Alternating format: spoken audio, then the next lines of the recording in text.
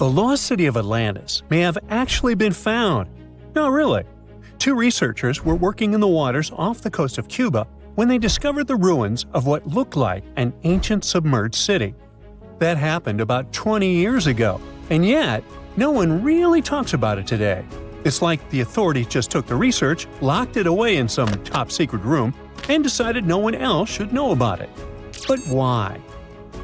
Well, I'm going to tell you.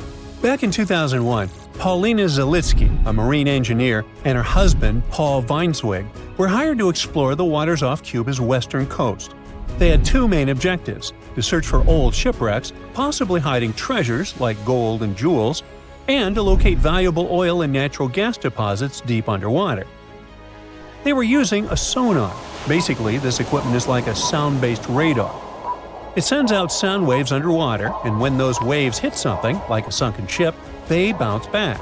The system can figure out where and how far the object is just by listening to the echo. So, the couple was scanning the seafloor with this equipment more than 2,000 feet below the surface. And then, out of nowhere, they found something way more interesting than gold or oil. They found stones. Not just any stones. I'm talking huge, perfectly arranged stones. Kind of like a mini version of the pyramid at Chichen Itza. Or even better, like a bunch of tiny submerged Chichen Itzas. Yep, they saw that. Or at least, they think they did. The thing is, sonar doesn't work like a camera. It definitely doesn't record video or take actual pictures underwater. What it does do is create images using sound. And those images are usually just outlines or shapes, kind of like a blurry black and white sketch. It shows you where things are, but not exactly what they look like. And that's exactly what happened back then. The equipment started producing images of these perfectly organized stone structures, and it really looked like some kind of urban development. I mean, the site was just too organized, too symmetrical to be just random rocks. But it sounded too good to be true. I mean, this discovery could totally change everything we know about ancient civilizations on the American continent. So the scientists decided it would be too irresponsible to announce anything without finding more evidence first. And that's why they decided to go back to that same spot. This time they sent down an underwater remotely operated vehicle to actually see what was going on beneath the sea. See? This robot was basically an underwater cameraman. And yep, it confirmed it. There was definitely something strange down there. It looked like an ancient city made of huge, smooth blocks of granite.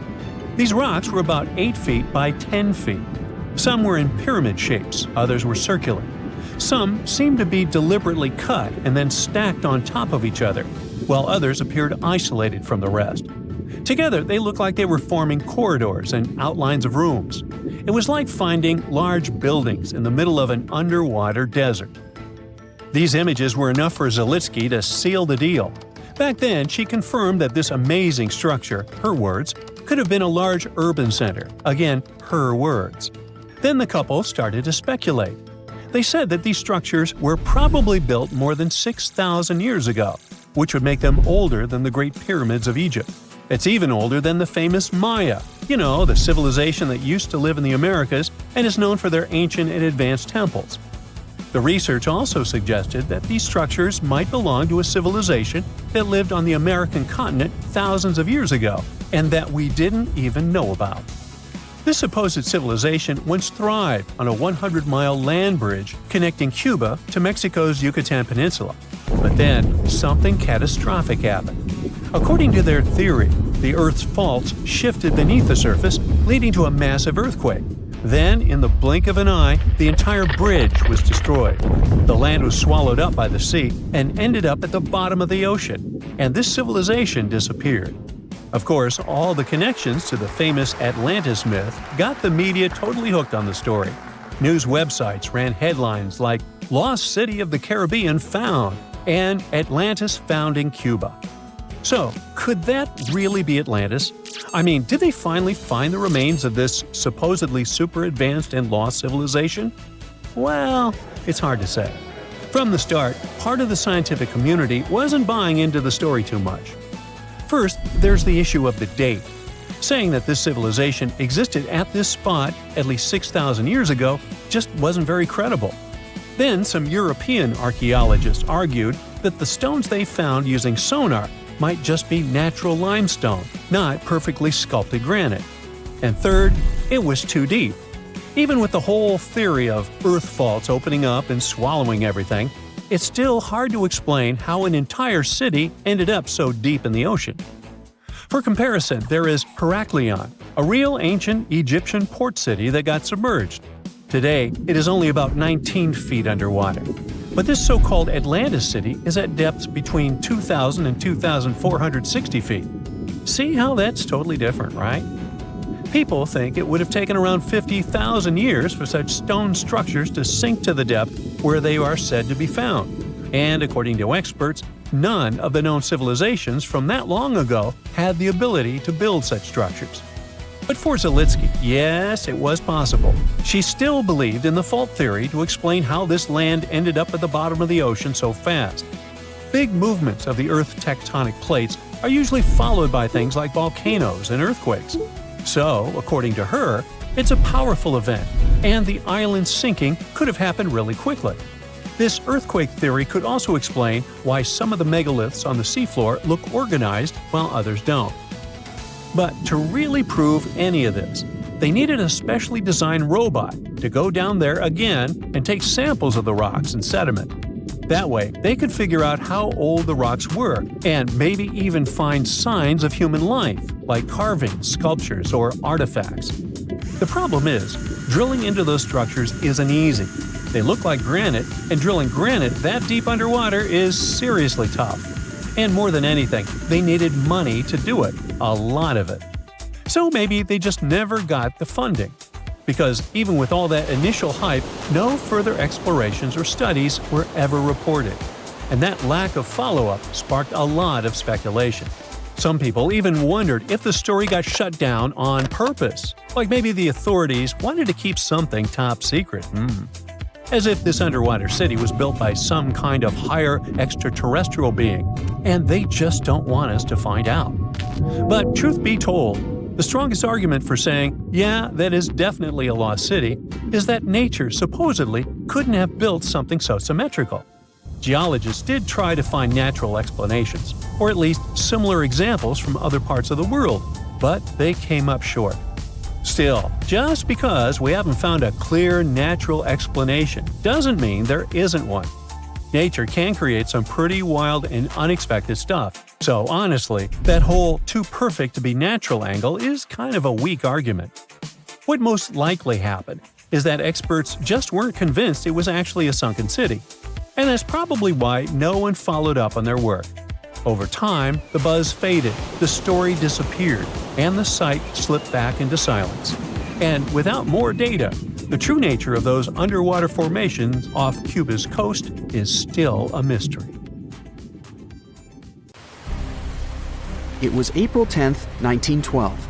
Richard had just departed from Southampton, England, aboard the most famous ship of the time, dubbed the Unsinkable. Since he had just witnessed a near collision with the SS City of New York, he decided to write to his wife and report the unfortunate and frightening event. "My dearest Sal," he wrote, "we got away yesterday after a lot of trouble."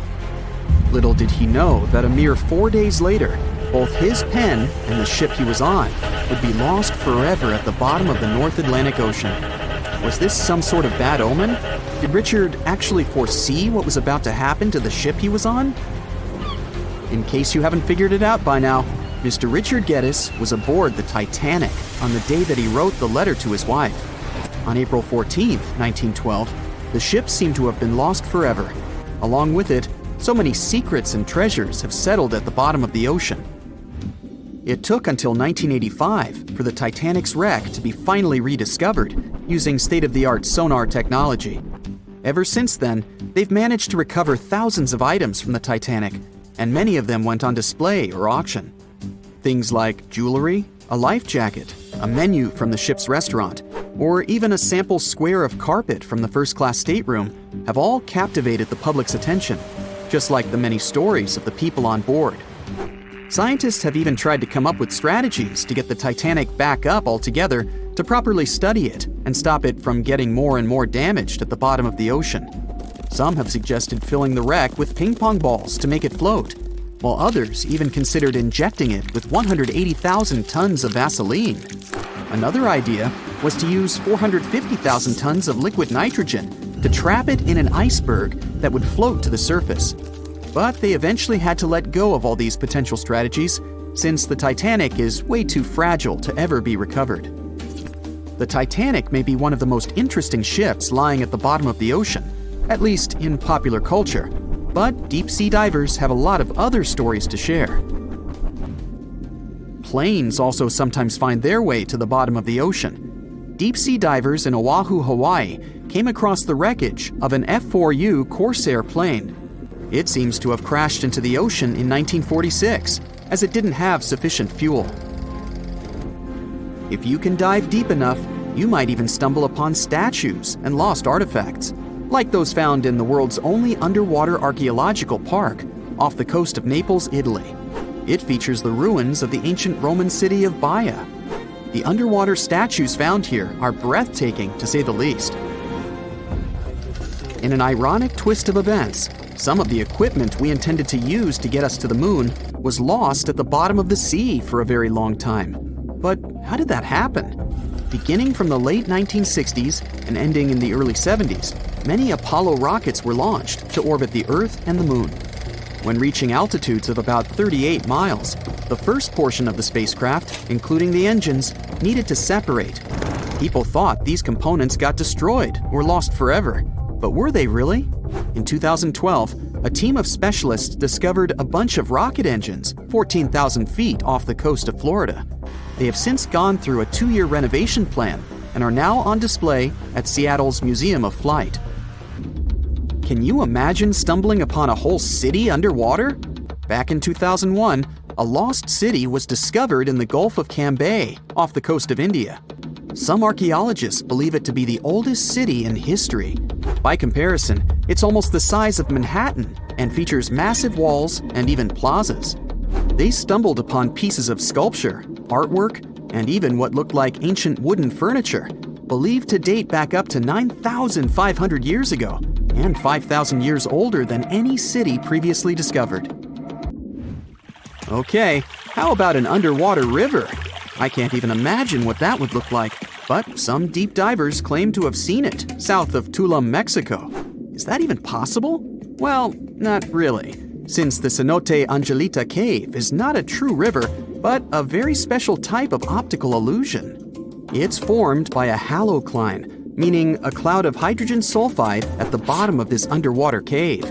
Turns out you can actually swim right through this cloud, which makes you feel like you're swimming through a flowing body of water. Not all things discovered underwater are inanimate objects. Some of them are actually quite scary sea creatures. A jellyfish might not be on your list of things to look out for if you can avoid the stings. But this giant one, also known as a lion's mane jellyfish, is the largest known species of its kind. In all fairness, you'll only uncover it if you happen to dive into the waters of the Arctic, Northern Atlantic, and Northern Pacific Oceans. You surely won't miss it, since it stretches across 120 feet from the top to the bottom of its tentacles. When it comes to deep-sea diving, a lot of people are looking to discover some lost treasure. One diver was lucky enough to have hit the literal jackpot when he came upon nearly $1 million worth of treasure on the bottom of the seabed. That was back in 2015, when this lucky diver was swimming just off the coast of Florida. What did he find, you might ask? Well, about 51 gold coins, 40 feet of gold chain, and a rare single coin that was tailored for the King of Spain, Philip V. Speaking of people looking for lost treasures, divers also sometimes found pirate ships. They discovered one of these pirate shipwrecks in 2015 off the coast of Colombia. It dates back to the 18th century. The value of this forgotten ship was estimated to be between $4 billion and $17 billion, as it contained treasures, precious stones, gold, and countless other really valuable items. By comparison, a whole island in the Bahamas is up for grabs at $75 million. A computer is the last thing you'd ever expect to discover underwater, right? And this was no regular computer, but an ancient one. And yet, Someone stumbled upon it between 1900 and 1901 on the spot of a shipwreck located off one Greek island. Researchers believe this weird stone contraption to be the earliest form of a computer. It was designed to serve many purposes, such as predicting astronomical positions and eclipses on the calendar. Since humanity lost most of the technology used back then, it was wonderful to rediscover it so many years later. It let us piece together many of the ancient Greeks' accomplishments. The computer is now at the National Archaeological Museum of Athens, should you ever want to check it out in person. This has to be one of the most mysterious places on Earth. It's called the Mariana Trench, and it's the deepest part of the Earth's oceans. We really don't know how deep it is, since it's so difficult to measure. But it's somewhere around 7 miles deep, and 5 times longer than the Grand Canyon. They first studied this massive underwater hole back in 1875 using a weighted rope. Back in 2012, a Canadian film director named James Cameron reached the bottom of the trench in the submersible vessel Deep Sea Challenger. Some of the most bizarre creatures on the planet call this place their home, including the Dumbo octopus, the sea cucumber, and the goblin shark. The Mariana Trench took its name after the nearby Mariana Islands, which are named Las Marianas in honor of the Spanish Queen Mariana of Austria. Rekhat structure is a giant formation in the Sahara that looks exactly like a giant bullseye. It's so wide that you can see it from space. Even the CIA got interested in it. In 1965, they planned a flyover looking for geomagnetic anomalies. The findings are still classified.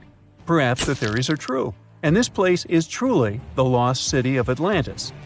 Now, Atlantis supposedly sank beneath the waves, but recent discoveries are pointing us in a different direction. This is an ancient story that goes far back in time, and Plato was the first to mention it. The place had loads of greenery and a curious structure: 3 concentric circles of land surrounding 2 circles of water. 2 key quotes from Plato's writing suggest that Atlantis might not have been a typical island in the middle of the ocean. Plus, Atlantis had a major influence from Africa and Europe, challenging the idea of it being in the Atlantic.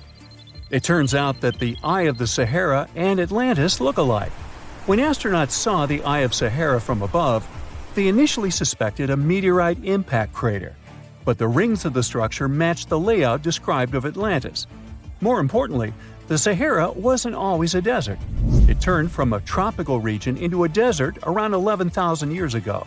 Researchers found evidence of a massive river called the Tamaracet that could have sustained a community. This river flowed toward the Rekhat structure, aligning with Plato's description. The Trans-Saharan Seaway ran through the Sahara 50 to 100 million years ago.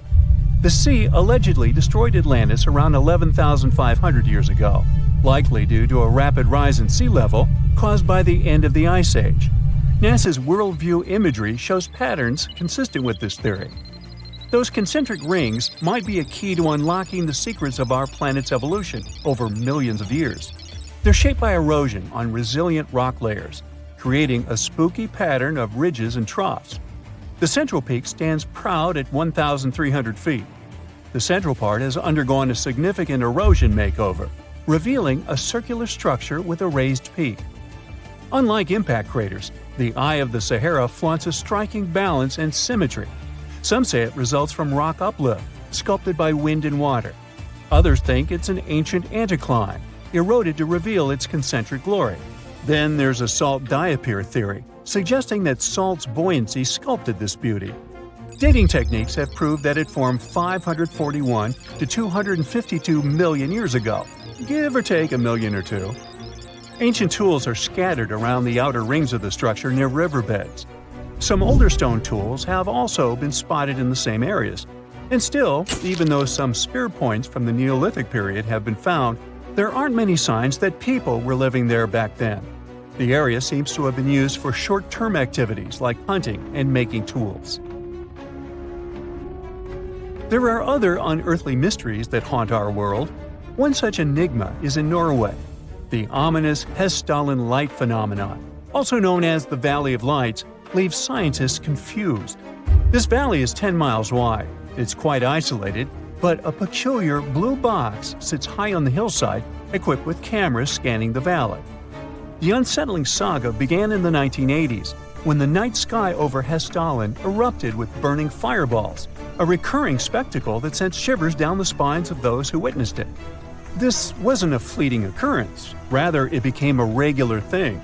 Terrified locals reported encounters with these unexplained luminous phenomena, some of which happened near their homes. Unease spread like wildfire. At its peak, there were about 20 sightings every week. The phenomenon made its way into newspapers, magazines, and media worldwide. Soon, people flocked to the valley, hoping to see the lights themselves. In 1984, experts joined the fray, armed with sophisticated instruments like magnetometers, radiometers, and other ometers. What they encountered was mind-bending, lights that defied explanation. Some moved at a leisurely pace, while others raced through the sky at an astonishing 19,000 miles per hour. People tried to explain these lights: airplanes, distant reflections, ball lightning, satellites, planets, meteors. But the speed and how these lights danced ruled out all those theories. We're slowly approaching another mysterious place. This is the greatest subglacial lake among Antarctica's 675 known lakes. It can easily hide unknown life forms. This lake is beneath the East Antarctic ice sheet. Dive about 2.5 miles under the ice, and there you'll see Lake Vostok, located at 1,600 feet below sea level. This lake is 155 miles long and 31 miles wide at its broadest point. With an average depth of 1,400 feet, it's also the world's sixth largest by volume. It's like an underwater city with lofty pillars and deep basins. The secret lake was discovered in 1993, yet it had been waiting to be found down there for over 2,000 years, collecting ancient secrets. In 2012, scientists drilled through the ice, creating the longest ice core ever. They pierced the ice all the way to the lake's surface. The year 2013 brought an unexpected twist when the tranquil waters erupted during the extraction of an ice core, mixing with drilling fluids. Then they got a pristine water sample in 2015. Some believe there might be previously unknown life forms down there, since it's a fossil water reserve that's been untouched for millions of years. That could be a lot like those speculated ice-covered oceans on moons like Europa and Enceladus. It all started with a theory in the 19th century, suggesting fresh water lurking under Antarctic ice sheets. Then, in 1955, seismic soundings hinted at a subglacial lake, and by the 90s, satellite data confirmed Lake Vostok's existence. Now, Lake Vostok isn't alone. In 2005, they found an island in the middle of the lake. Then, two smaller lakes joined the party. They suspect that a secret network of subglacial rivers might link these lakes. Now, very far away from Antarctica, in Venezuela, Catatumbo lightning presents a sinister light show at the junction of the Catatumbo River and Lake Maracaibo.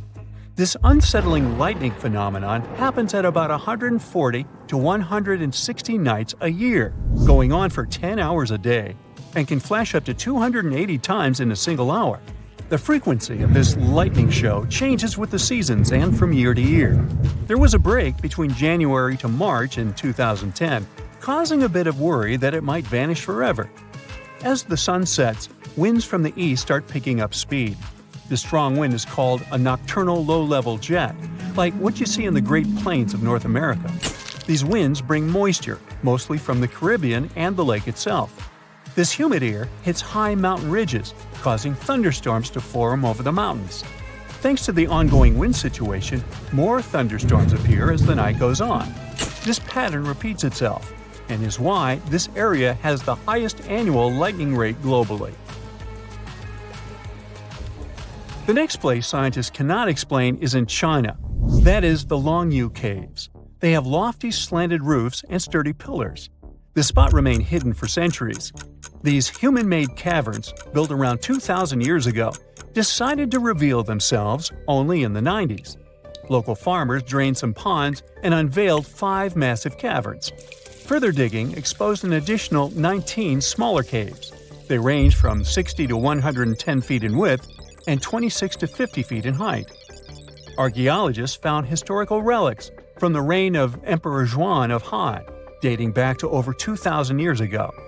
Now, how did these caves survive for more than 2 millennia without falling apart? No ancient records explain the way they were crafted either.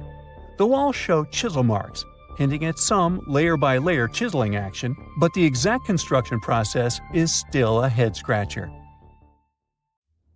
The Azores are 9 islands in the Atlantic Ocean, sitting about a third of the way from Europe to North America.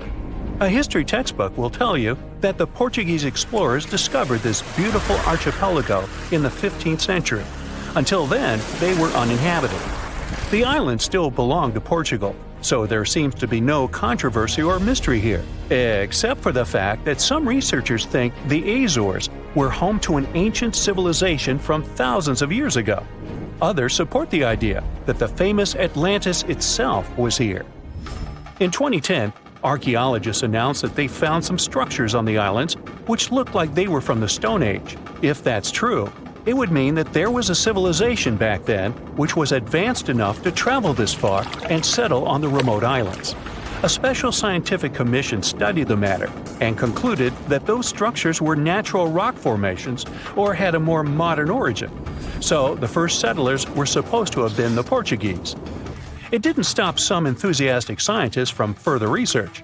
They analyzed the DNA of mice from the Azores and found that it had the same genetic characteristics as house mice from Northern Europe.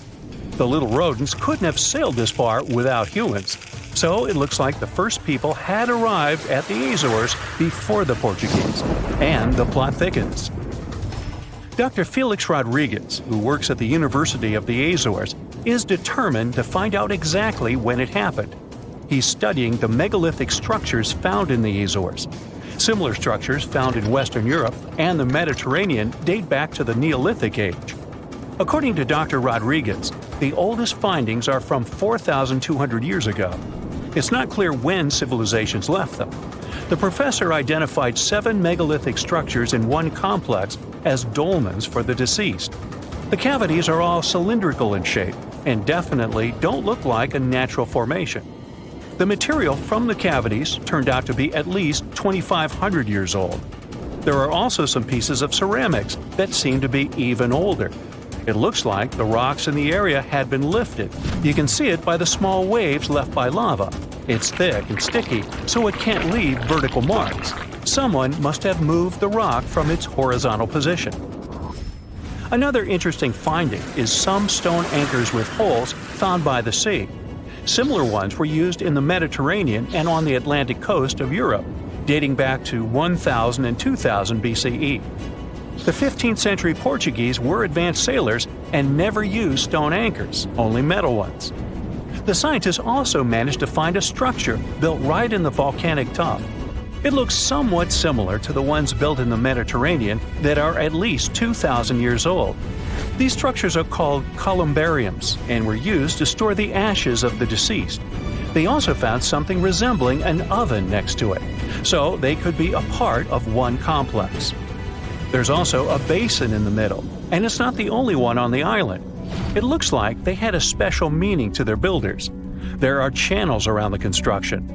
They connect the 4 basins, and the sun lights each of them at different times of the year.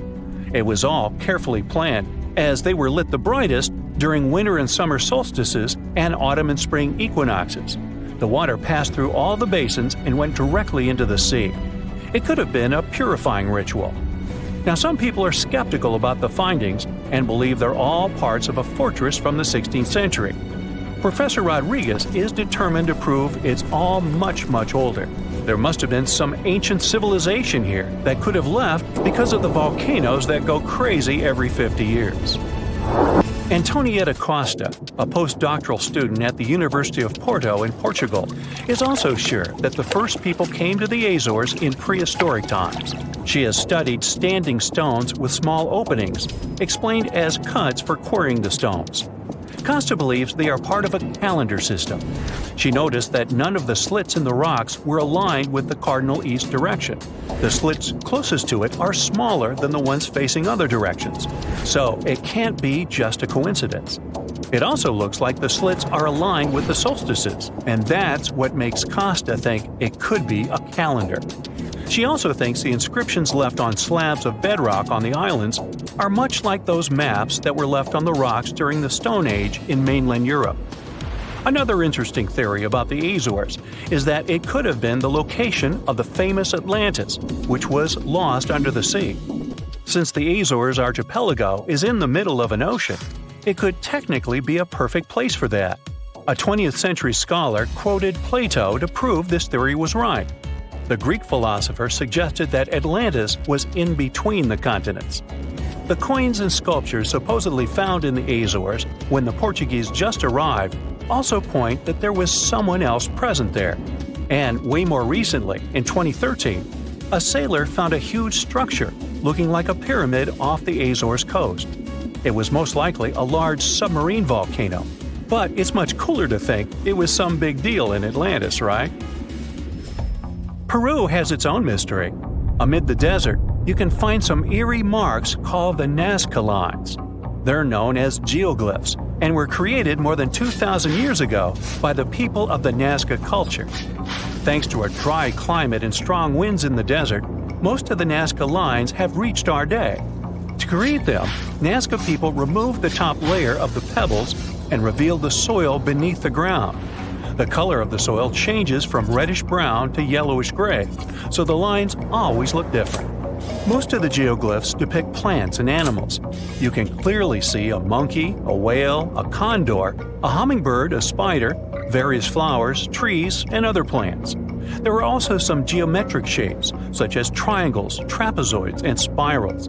Since they were discovered in the 1920s, scientists have offered different explanations for the lines.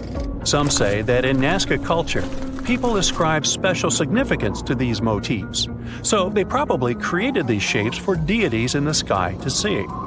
Others believe they were a sort of astronomical calendar, and animal sketches were modeled after groups of stars. This theory was proved wrong, so the purpose of the lines remains a mystery. Another place that leaves many questions is Nemrut Mountain in Turkey. This mountain has a complex of monuments with temples and tombs. It was built by the Kingdom of Commagene, which ruled here around the 1st century BCE. There are statues of King Antiochus, 2 lions, 2 eagles, Zeus, Hercules, and Apollo. Archaeologists found the ruins of this complex at the end of the 19th century. They thought it had been built by the Assyrians. Then, some of the most famous scientists of the time came here and found an inscription in Greek. It had details about the sculptures and the names of important members of the Commagene royal family. It looked like it had been put there for future visitors. The scientists established that the statues used to be full-size figures. Changes in temperature, strong winds, snow, and the bright sun didn't leave them a chance to last in all their original glory. Plus, the complex is in an earthquake zone, so all you can see now is mostly the heads of the statues. They look incredibly complex and large for their time. The biggest question is, how did the people who lived thousands of years ago manage to create such huge sculptures on top of the mountain? It's obvious that they worked on shaping the limestone blocks up there and not on the ground. So, stay tuned. We'll keep an eye on this. Recently, scientists made an astonishing discovery that might solve Stonehenge's mystery. They found something hidden deep within the DNA of Stonehenge's sarsen rocks, the huge monolithic ones, and it might reveal why our Neolithic ancestors designed and built this thing in the first place. Over the years, scientists have been scratching their heads, trying to figure out where the huge sarsen rocks came from. For years, they believed they came from a quarry just 15 miles away from the site, known as Marlborough Downs. At this site, they found similar minerals to the ones that make up the sarsen rocks. But it turned out there was more to this story than they thought. The understanding of how Stonehenge was built is always changing. Scientists need to really travel back in time to uncover its mysteries. Where did the rocks come from? How were they carried? Why was the site built? You see, the Stonehenge site, located at Salisbury Plain in England, is made up of 2 main types of stone. There are the super heavy sarsens and the lighter and smaller bluestones. The sarsens each weigh about 25 tons. That's as much as 3 African elephants stacked together. The heaviest sarsen stone, called the heel stone, weighs 30 tons all by itself. Together, the sarsens make that iconic outer ring circle. Inside that circle, that's where you'll find the blue stones. The naming might seem a bit misleading since they're not really blue. They have a bluish tinge to them when they are freshly broken, hence the name. These smaller rocks probably came from the Preseli Hills in southwest Wales, which is about 150 miles away from Stonehenge. They're a bit lighter than the sarsens, but still pretty heavy. The altar stone, which is classified as a blue stone, is the heaviest one, weighing around 6 tons. Its original location still isn't known for sure. To figure out where a rock came from, scientists first have to study their composition. This is like checking the rock's DNA. Then they cross-reference the structure of the rock with minerals in the soil to see if it's a match. Most of the sarsens we see around southern England are actually made of a type of sandstone known as silcrete. Think of silcrete as sand that's been hardened by underground water processes over millions of years. This process mostly happened during a period called the Paleogene, about 65 to 23 million years ago. These sarsen rocks didn't form in one big slab, but in patches, like nature leaving little rock gardens all over the place. Scientists reason the sarsens spread out randomly, forming in isolated pockets. Over time, many were buried under layers of clay and chalk, which helped preserve them.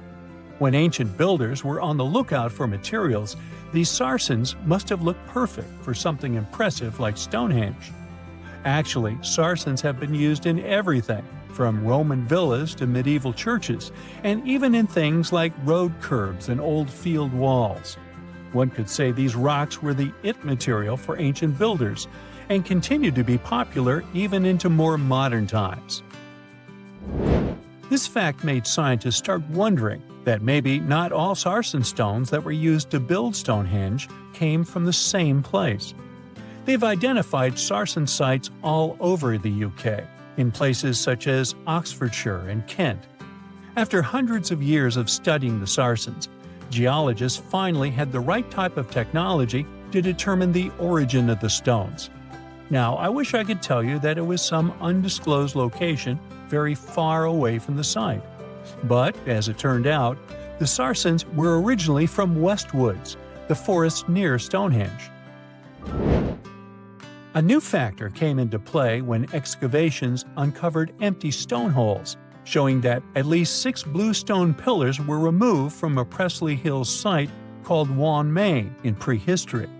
They had a stone circle over there, and it's believed that some of Stonehenge's rocks were recycled rocks from this more ancient circle. If this is true, it might be that Stonehenge is part of a much larger landscape of ancient sites. If this is the case, then Stonehenge is just the cherry on top of a much larger scale project. Think of it as the sacred centerpiece of an entire landscape of monuments, mounds, stone circles, and things. This is why scientists want to find out where the rocks came from so badly. It could lead to why and how Stonehenge was built. Now, Stonehenge didn't just pop up overnight. It was built in several stages over hundreds of years. It's likely that it wasn't a single unified vision, but more like a big community project that evolved over time. With each generation, the builders brought in their own ideas, creating a stone structure that would last for ages. The first stage was around 3100 BCE. That's when people dug out a circular ditch and likely set up some bluestones as sort of a starter ring. Later, they added the sarsens and even topped some of them with horizontal stones to form those famous arches you see today, also known as the trilithons. These ancient builders had some challenges on their hands. How would they move the rocks? There's an old theory known as the ice road that suggests that the rocks were moved by natural icy pathways that formed during the winter. This way, they could slide the rocks down all the way to Stonehenge. But hey, if we're talking about a distance of over 100 miles, that's not too realistic. Anyways, this theory was debunked because it was warmer back then than it is today. There's also the river theory, which suggests that the rocks were floated along the river from the quarry to the site. But if we're talking about sarsen rocks, they're too heavy to float. So there goes that theory. What we're saying is, no one knows how the rocks were moved. Another interesting science tidbit came from all the research done in Stonehenge. A recent laser survey of the stones revealed the different stone working methods used, and has shown that some of the parts of the monument were more carefully finished than others. In particular, the northeast side and the inner faces of the central trilithons were finely dressed. FYI, a trilithon is one of Stonehenge's most famous shapes. It's when two huge monoliths receive a third one on top of them, connecting the two together. This fancy word is simply Greek for having three stones. But anyways, the bigger question, and the reason Stonehenge is so famous, is why it was built in the first place. Theories are all over the place, and some sound like they're straight out of a sci-fi show. So here's a rundown of the most popular ideas.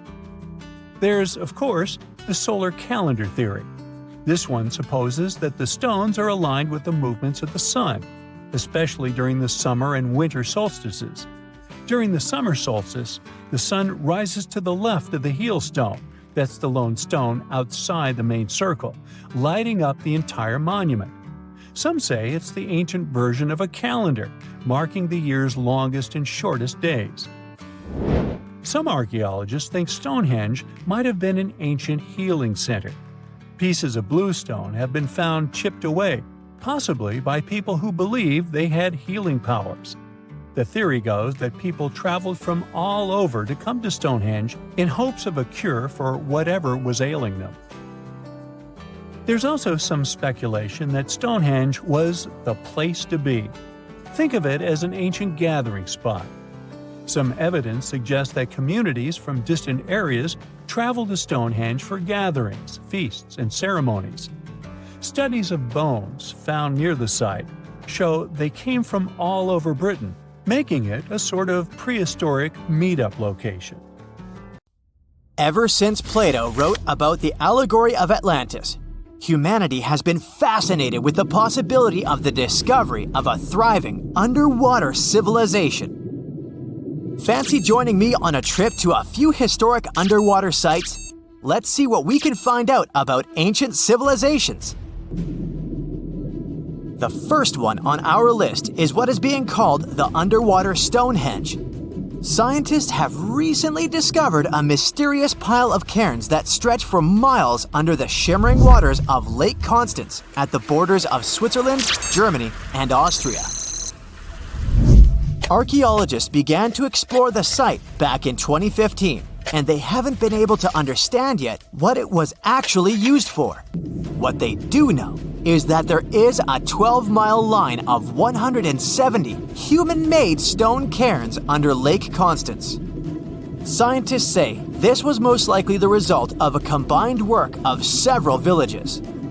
The cairn site was probably used for some collective purpose. The formations are huge. Some of them are several dozen feet wide. The most amazing discovery so far is that the site dates back to around 5,500 years ago. Now, what were we humans doing back then? We were living in the prime years of the so-called Stone Age. We were beginning to make artifacts from stone and use them to hunt and eat. Can you imagine what a knife and fork might have looked like back in those days? It's no coincidence that scientists call this site the underwater Stonehenge, though. Both sites are believed to have been built around the same period of time. You see, Stonehenge dates back to around 3100 BCE. Both sites carry the distinct characteristic of stone monuments built in a circle. Not to mention the fact that scientists also haven't figured out why on earth our early ancestors would feel the need to build a monument such as Stonehenge. Well, the mystery of Lake Constance hasn't been solved yet. Who were the Neolithic people from this area? And for what purpose did they go through such an amount of work and effort to build this huge stone site? Next, we're taking you on a tour of the Ryukyu Islands just off the coast of Japan. You're diving deep down to an archaeological site. But I should warn you, the waters of the Pacific Ocean are far from smooth. It doesn't take long before you see a huge structure, thanks to the sunlight shining down on the seabed. At first, it looks like Machu Picchu's ruins located across the globe in Peru. As you approach the site, you slowly figure out its forms. A pyramid-shaped structure, arches, staircases. It's something that could have easily been a palace or a castle. Could this be a sign of human activity? What you've just seen is known today as the Yonaguni Monument. It also goes by the name of Japan's Atlantis. The entire monument is about the size of 5 soccer fields and the height of a 5-story building. Its most surprising feature is its expanse of terraces. Explorers and scientists believe that Yonaguni might be 10,000 years old. But whether it's a human-made structure or a natural formation is still under debate. For Japan's top marine geologist, Professor Masaki Kimura, Yonaguni is the heritage of a lost civilization. Kimura has dived to the bottom of the ocean to explore the ruins over 100 times over the past 10 years. According to him, there are clear signs of human activity down there. On the monument's surface, there is a triangle-shaped concave that is a historical symbol of water fountains in the region. There's also a giant turtle carved on the eastern side of the structure. And, according to Kimura, turtles have an important cultural meaning. Several pieces of stone tools have been recovered from the site. Their estimated age is around 10,000 years. However, not all scientists support this theory. For many, Yonaguni is the result of thousands of years of erosion. The fact that the monument is composed of one massive rock leads them to believe it's not human-made. The defined edges and flat surfaces resemble a natural formation in Northern Ireland, known as the Giant's Causeway. The basalt columns look like the ruins of a palace, but they're actually the result of volcanic activity in the region. Now, you're flying to the coast of Greece, 4 hours away from Athens. More specifically, you're in the Peloponnese Peninsula. You dust off an old snorkel and head for a free dive on a bright sunny day. Sometime into the dive, you start noticing patterns on a seabed.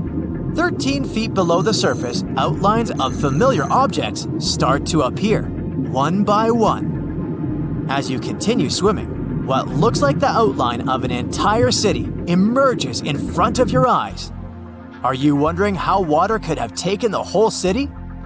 Rocks are perfectly aligned into what appears to be the foundation of a building. This is Pavlopetri, an ancient city you've probably heard about for the first time. It was discovered by Nicholas Fleming, a British oceanographer, when he was on vacation in Greece.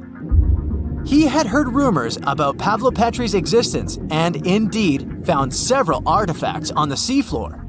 He went back to the area a year later with the team. They found a site filled with pots, storage vessels, and tools.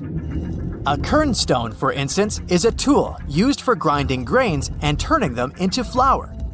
Multiple amphoras indicate that this settlement dates back to the Bronze Age, 5,500 years ago, when people started living in towns. The settlement is believed to have existed for over 2,400 years. Today, Pavlopetri is considered the oldest submerged town ever discovered, and what's impressive is that it wasn't a simple village. It was a vibrant port city with stone buildings, a marketplace, streets, and even squares.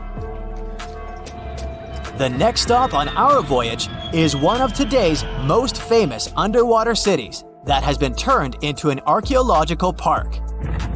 The city of Port Royal in Jamaica exists only below the surface, but in 1692 it was one of the wealthiest cities in the Western Hemisphere. Port Royal was the center of the British Empire at the time and an important trade city that attracted people from all over the region. It was also home to real-life pirates of the Caribbean. On the morning of June 7, 1692, the people of Port Royal met a different fate than they had probably expected. The city woke up shaking. People were thrown out of their beds by the power of a massive earthquake, ranking 7.5 on a Richter scale. One survivor said he had seen Earth opening up and swallowing the whole town.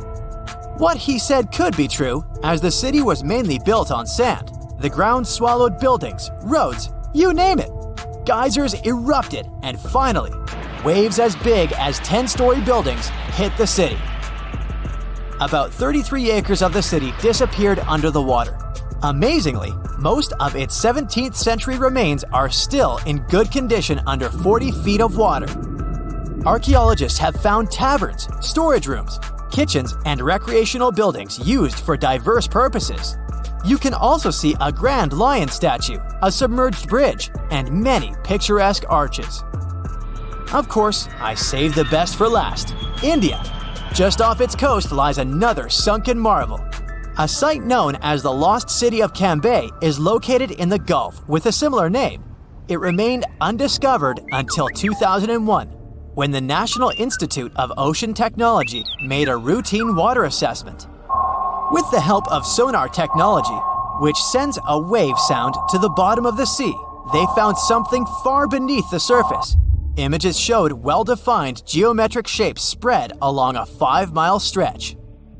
The remains date to more than 9,500 years ago, meaning this civilization was lost at around the end of the Ice Age. Debris recovered from the site included construction material, pottery, beads, sculptures, and even bones. Scientists argue whether these artifacts are indeed from the site, but if they truly are, then the lost city of Cambay might be the oldest civilization in the world. Have you heard of Gobekli Tepe? It's an ancient site in Turkey that literally made historians rewrite history books. Over 11,000 years ago, a group of prehistoric humans crafted an enigmatic masterpiece that's even older than Stonehenge.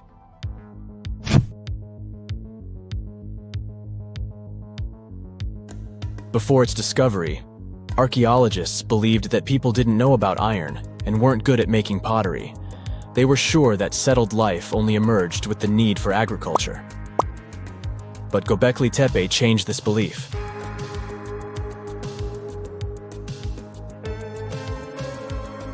The place has revealed that it was the temple that paved the way for a settled life, not agriculture. Until this discovery, researchers believed that farming was the catalyst for sedentary living. Meet Professor Schmidt, the guy whose findings changed this theory. He managed to prove that hunter-gatherer communities laid the very foundations of this way of life.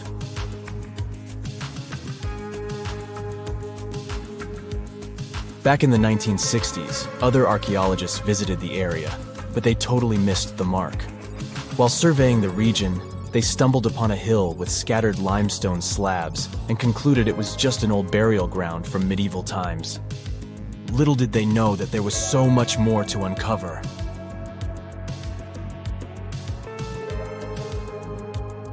In 1994, Schmidt embarked on his own survey of prehistoric sites in the area. Surprise! He instantly realized he had discovered something truly extraordinary. Unlike the nearby flat and barren plateaus, Gobekli Tepe had a gently rounded top, rising 50 feet above the surrounding landscape. Funny enough, the translation of this place's name is Potbelly Hill. Schmidt was sure only humans could have made something like this.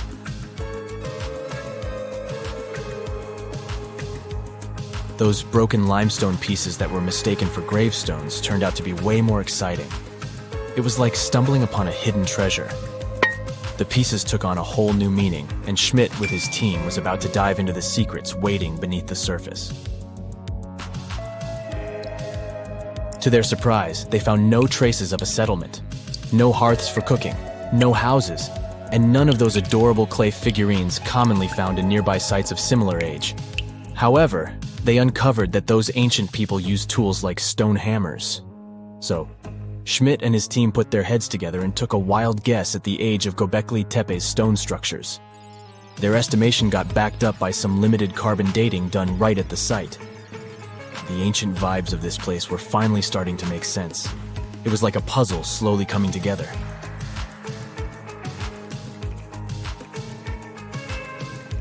You may think that back then, people didn't have special tools to create something as cool as Gobekli Tepe. Not true. Turns out, these prehistoric folks used flint tools instead of fancy metal chisels. They were also skilled at chipping away softer limestone and crafting pillars right on the spot. Afterward, they carried the pillars a short distance to the summit and placed them upright. Once the stone rings were complete, they covered them with layers of dirt. Over time, they added new rings, and voila! You've got a cool hill to impress people in the future.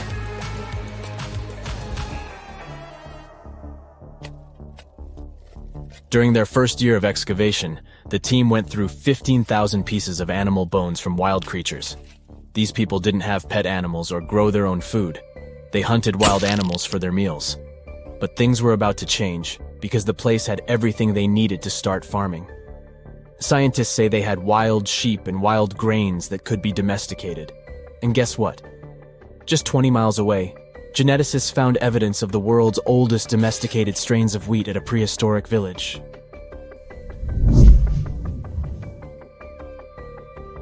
These amazing findings have completely changed how we view civilization. In the past, experts believed that people needed to learn how to farm and settle in one place before they could build temples and develop complex societies. But guess what? Schmidt's research flips that idea on its head. He claims that the incredible effort put into constructing these astonishing structures actually set the stage for the development of advanced societies. It means that societal and cultural changes happened before agriculture. Schmidt has this fascinating hypothesis about Gobekli Tepe. He thinks it could have been a special burial site where people left their loved ones. And here's the twist. The burial site was adorned with fancy statues and symbols representing deities from the spiritual realm. The idea that Gobekli Tepe could have served as a sacred place adds another layer of complexity to the whole story. While the site's true purpose may remain elusive, Schmidt's insights invite us to consider the profound interplay between life and the afterlife, and the deep reverence ancient hunter-gatherer societies may have had for their departed ancestors. Now let's talk about the stars of the show, the mesmerizing T-shaped columns that dominate Gobekli Tepe. These mysterious structures range from 10 to 20 feet tall and most likely represent stylized human figures. But one figure stands out from the rest, the three-dimensional lion relief. This depiction really fires up our imagination. Why? Because it hints at the possibility that lions roamed Anatolia during the Neolithic period.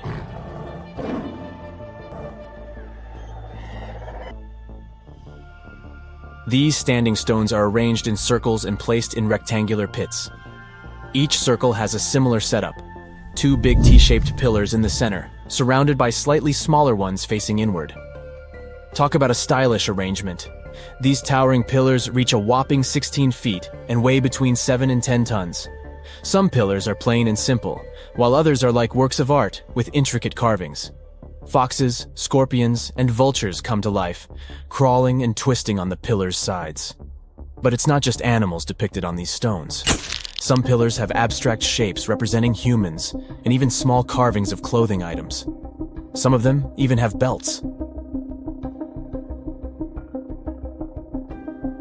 Now, there's one pillar that stands out from the rest like a rock star. This super old stone pillar suggests that a comet crashed into Earth. It happened during a chilly period that lasted about 1,000 years.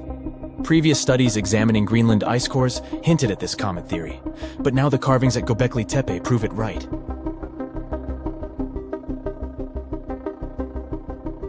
The carvings on the pillars are like a historical comic strip. They even show a headless human figure. Researchers fed the images into a computer and discovered their connections to constellations, indicating that this temple might have been an ancient observatory. It's like our ancestors were trying to document this cataclysmic event in their own unique way. Archaeologists have been excavating and researching Gobekli Tepe since the mid-1990s, peeling back layers of history and providing us with a deeper understanding of the intricate relationship between various elements. They have no plans to stop the whole process for another 150 years. Who knows what else they'll find? You see, Gobekli Tepe has been labeled purely as a ritual site with no signs of domestic activities. We were led to believe that the absence of water meant it couldn't support semi-sedentary communities. But scientists believe it's time to shake things up and approach Gobekli Tepe with fresh eyes. It's time to question what we believed before and use new evidence and different ways of thinking. Like, there might have been a group of people living in the area who didn't stay in one place all the time. They moved around a bit but still had their own civilization, living in the area semi-sedentarily. Gobekli Tepe is not just home to a single temple, but an astounding collection of over 20 ancient structures. As archaeologists delve into the depths of this wonder, they are unraveling its unique layout, featuring two prominent focal points at the heart of each establishment, complemented by smaller structures and dividing walls. What's even crazier is that in this area, there are over 200 obelisks, which are narrow tapering monuments. You've probably heard about the mysterious sea state of Atlantis. It was a high-tech utopia where people lived happily, but then something happened, and Atlantis disappeared from the face of the earth. Many people believe that this city lies at the bottom of the Atlantic Ocean. But what if we've been looking in the wrong place all this time? What if it's somewhere different from where they're trying to find it? What if all this time Atlantis was in the middle of the Sahara Desert? Well, this unexpected theory has some evidence, but to study this version, you first need to understand what Atlantis was and how we got to know about it. The very first mention of the mysterious city was in 360 BCE. Ancient philosopher Plato wrote about Atlantis. His work, Dialogues, described Atlantis as a rich land with advanced technologies. Its inhabitants were powerful, intelligent, and beautiful, like superhumans. He described in detail the structure of the city, and this was the main reason why many people believed in the existence of Atlantis. According to his records, the Atlanteans built this place in several concentric circles of black and red stone. Then they covered these circles with brass, tin, and precious metals. In the city, there were water channels on which ships sailed. The Atlanteans were sailors, so they built a passage from their city to the open sea. On the internet, you can find many drawings of Atlantis, created based on Plato's descriptions. Take a look at these drawings and an actual photo of the Eye of the Sahara. This place in the Sahara has a shape of several concentric circles. It looks as if a destroyed city left a trace on the sand. Many people have written online that the lost city was located there, but no one could prove it. Once upon a time, the Sahara was filled with rivers and lakes. In prehistoric times, there was only water there. So far, everything matches. The Eye of the Sahara was first discovered in the 1930s. This place was considered a crater from a fallen meteorite. But in the middle of the 20th century, scientists conducted a soil analysis and refuted the version with a fallen space rock. In the end, everyone agreed that this was a dome of molten rocks under which magma was raging. For millions of years, wind and water had been destroying the formed landscape and eventually made it look like perfect circles. But what if the Atlanteans once came to this place and used natural circles to build a city? In this case, we would have many traces and artifacts from this developed civilization. And yes, archaeologists did find some arrowheads, spears, oars, and other things there. But this has nothing to do with Atlantis. In the Eye of the Sahara, a multitude of Acheulean artifacts lies.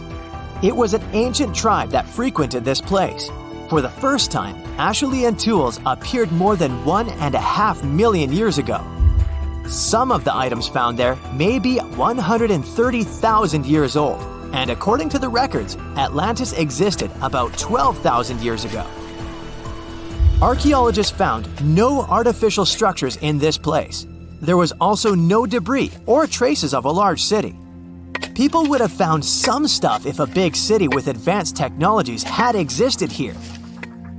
The main supporter of this idea was one YouTube channel. It collected 1 million views and attracted the attention of many historians and anthropologists. The theory that the Eye of the Sahara is Atlantis was quickly refuted. People found too many discrepancies between this place and the description of Atlantis. The author tried to catch the viewer's attention by presenting external similarities between the natural landscape and the fictional ancient city. Another popular theory claims that Atlantis was a real continent located off the Bahamas, but then this city was swallowed up by the Bermuda Triangle. According to this legend, the city ruins still lie at the bottom of the triangle, but there's no confirmation of this theory either. Writer Charles Berlitz invented it. Adherents of this theory claim that the walls and streets in the western part of the Bahamas might be the ruins of Atlantis. But scientists disagree. They have proven that these walls are natural formations of coastal rocks. There are also rumors that the story of Atlantis was inspired by an actual historical catastrophe, the Black Sea Flood. This is the Bosporus, a strait in Turkey connecting the Black Sea and the Sea of Marmara. Around 5600 BCE, the Black Sea was twice as small as it is now and had many cities on its shores. Unfortunately, a huge flood destroyed this flourishing civilization. Within a year, cities descended underwater, and surviving inhabitants moved to foreign lands and spread stories about the flood. Maybe these stories inspired Plato to come up with Atlantis. In the 1950s, people came up with another version. Atlantis was the continent that is now Antarctica. Tens of thousands of years ago, a warm continent with a developed city shifted to the northern part of our planet because of the movement of Earth's crust. The Atlanteans couldn't adapt to the cold conditions, and Atlantis was covered with a thick layer of ice. This theory was refuted when scientists began studying the tectonic plate's nature. It turned out that Earth's crust couldn't have moved such a huge continent as Antarctica. The tectonic plates don't behave this way at all. But the main question is, was Atlantis real? No one had described it before Plato. Perhaps the philosopher came up with it. Maybe he did this to emphasize the correctness of his views on life and to identify his philosophical theories. In his works, he wrote a lot about divine and human nature and how people can destroy this nature. He spoke of decaying ideal societies because of immoral behavior and vices. The Atlanteans were once moral, spiritual people who created a utopia, but then they became greedy and mean. They destroyed their inner nature, and for this, they had to witness the destruction of their city. One night, fires and earthquakes hit Atlantis and plunged the city into the sea. The higher powers punished people for their immoral behavior, and Plato also wanted everyone to be afraid of moral decay. But judging by the descriptions of the earthquakes and fire, it may seem that Atlantis was destroyed by a volcanic eruption, as it was with the ancient Roman city of Pompeii. And such destructions have happened pretty often throughout history. Natural disasters ruined many developed cities. One of the most famous cases occurred in 1100 BCE in the Mediterranean Sea, when a volcanic eruption destroyed the highly developed Minoan society. The Minoan society existed for about 2,000 years. These people mostly lived on the islands of Crete and Santorini, located north of Crete.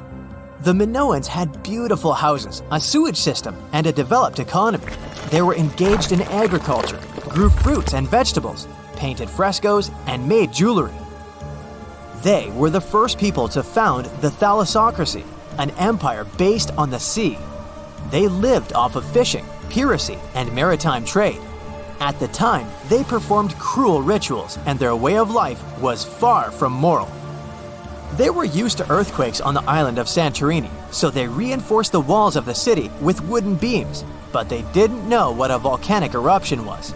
And when the sulfur smell appeared in the air, they didn't suspect the impending catastrophe. When the volcano spilled out tons of lava and ash, all the residents of Santorini abandoned their homes and tried to escape, but they couldn't. The eruption and earthquake triggered a tsunami. A large wave flooded the coastal part of the island of Crete. This hit the economy of the Minoans hard and destroyed their port harbor. Then, foreigners attacked Crete and finally destroyed the developed civilization. Some historians think that Plato could have referred to the Minoan Empire when describing Atlantis. Using their example, he showed how immoral actions could destroy people. Doggerland? No, it's not a country of dogs, as you probably first thought. It's a land the size of Great Britain in the north of Europe. But don't bother trying to find it on the map of the old continent. Your search will come back empty. Doggerland hasn't existed for thousands of years. But where was it exactly? And did humans live here? Scientists are doing their best to answer these questions. Let's start with the name. In the 1990s, a British archaeologist named the area Doggerland after Dogger Bank, a sandbank some 60 miles off the east coast of England. The word probably comes from Dutch. It was used for a fishing boat with 2 masts. Makes sense, since today, the North Sea is a rich fishing area. But thousands of years ago, people living here had a different diet. Some 12,000 years ago, the last major ice age was slowly reaching its end. Doggerland didn't feature seawater, but marshlands, lagoons, forests, and gently sloping hills. At that time, Britain and Ireland weren't islands. They sat deep inland. You could set off in Denmark and walk all the way to the north of Scotland. There was a system of rivers that emptied themselves in the North Sea. Back then, it was more of a channel that separated Doggerland from Norway. The rivers were different too. The Thames flowed into the Rhine. The ancient river they formed flowed into the place of today's English Channel and emptied itself into the Atlantic Ocean. Doggerland even featured a lake. There were some glaciers as well, but the land was still inhabitable. So who lived there? There were communities of hunter-gatherers from the Middle Stone Age. This was the time of human history when our ancestors mastered chipped stone tools. They used these stones with sharp edges for spears and arrowheads. This came in handy at Doggerland, which was the richest hunting area in all of Europe. It could have easily been the most populated region in the northwestern part of the continent. The hunters' prey likely consisted of reindeer, mammoths, oxen, wild pigs, brown bears, wolves, and many other species. In short, nobody went hungry here. Meat wasn't the only thing on the menu. Ancient residents of Doggerland collected hazelnuts and berries. They lived in wooden huts. They built them close to rivers, and they even constructed their settlements on hills. Remember Dogger Bank? It now sits underwater, but it used to be a mountainous region. Doggerland must have been prime real estate in prehistoric times. Its total surface area was over 18,000 miles, but things were about to go under. Literally. The last ice age was ending. All the water trapped in glaciers and ice sheets started to melt. You experience this process firsthand every time you order a cold drink. Even if you drink it bottoms up, after a while, the glass is full again. Why? Because the ice cubes have melted. Think of Doggerland as that glass. The sea levels started rising quickly. Every century, the sea flooded from 3 to 6 feet of dry land. Just imagine what this would mean today. Miami's elevation is just over 6 feet. The city would be flooded in less than 100 years. But there was one event that speeded things up. The Storegga Slides were a series of submarine landslides in the Norwegian Sea thousands of years ago. And what happens when huge chunks of Earth shift suddenly underwater? Gigantic waves. You probably know what a tsunami is. Doggerland was likely pounded by several of them. They were so powerful that researchers believe they washed away Great Britain's land bridge to the rest of the continent. All that was left of Doggerland was an island the size of Wales. Scientists estimate that the waves of this ancient tsunami were at least 40 feet high. Some 6,000 years ago, Doggerlanders were on the move. They were migrating to higher grounds, England and the Netherlands in their case. The ironic part is that when we literally translate the name of the country of Netherlands into English, we get lower lands. But thousands of years ago, This was higher ground for hunter-gatherers escaping the flood. Once it was all over, the continent of Europe got the shape we easily recognize today. But Doggerland was nowhere to be seen. It's been sitting under the waves of the North Sea for 8,200 years. Does the idea of Doggerland remind you of a more famous case of a submerged land? The lost city of Atlantis comes straight to mind. But there is an important difference. Atlantis is only a legend. Everything we know about it comes from the writings of the Greek philosopher Plato. Scientists have been searching for Atlantis for a long time. And, up to this day, they can't even agree where exactly it was. Theories range from the Mediterranean to even Antarctica. Doggerland is not a myth. Everything science knows about this lost land comes from hard evidence. In 1931, a fishing boat was doing its thing off the coast of Norfolk in England. At the time, the crew would drag a net along the sea floor, sweeping everything in its path. And they caught something more than fish. It was peat, like the stuff we find in Alaska and in Ireland.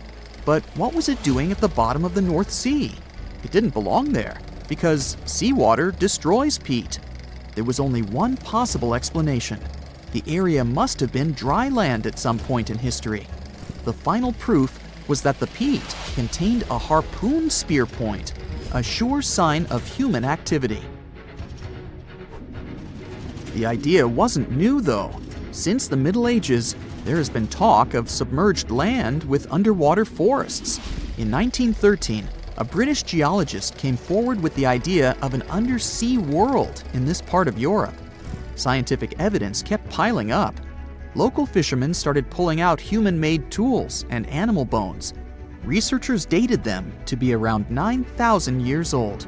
But the deep, murky waters of the North Sea made it impossible to send down divers. One archaeologist noted that they knew more about the surface of the moon than what lay at the bottom of this relatively shallow sea. The discovery of oil in the area in the 1960s was a real game changer. Companies from the industry provided seismic survey data to scientists. This helped them piece together the full image of what Doggerland used to look like. Computer models soon produced images of river valleys, coastlines, freshwater lakes, and hills. There are even footprints of nomadic tribes preserved on the sea floor. Today, marine biologists are using magnetic fields to map out this lost underwater world. But Doggerland isn't the only place on Earth that went under the waves. Beringia is another lost world of global importance. This used to be a land bridge between Asia and North America. It got its name from the Bering Strait. It is 53 miles wide at its narrowest point. But until the end of the last ice age, this was dry land that our human ancestors called home. Genetic evidence shows that Native Americans lived in Beringia for some 15,000 years. If you want to imagine what this land looked like, think of present-day Arctic Alaska. It was a shrub tundra. There were also small willows and birches. Sorry, no woolly mammoths. Large grazing animals simply wouldn't have had enough food in Beringia, though there were probably elk and bighorn sheep in the area. But the Ice Age wouldn't last forever. Like in Doggerland, sea levels started to rise. This happened some 13,000 years ago. It wasn't all bad news, though. Scientific evidence suggests that around this time, people started moving south. They left the slowly sinking Beringia and crossed over into Alaska. From there, they populated both Americas. These were the ancestors of Native American tribes. Antarctica, a snowy world of about minus 46 degrees Fahrenheit, covered in ice for millions of years. But it wasn't always this way. Scientists just found something buried deep beneath the seafloor that shouldn't exist. Tiny golden droplets of amber. This means that Antarctica was once teeming with life and thick with trees. But something happened to it. Something that could reshape the way we see our own future. Antarctica has been a land of howling winds for millions of years. No tree can grow here today. But scientists who studied those lands decided to drill deep beneath the Antarctic surface.